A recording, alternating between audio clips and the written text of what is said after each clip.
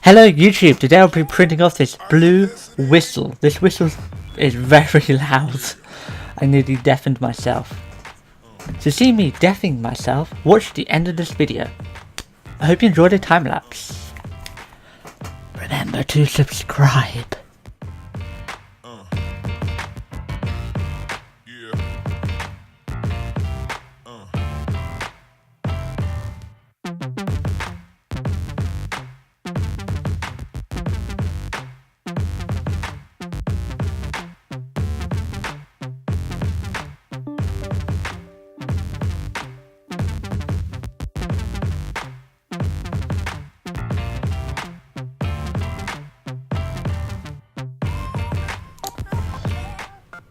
Okay, this is the blue whistle. I haven't blown on it yet.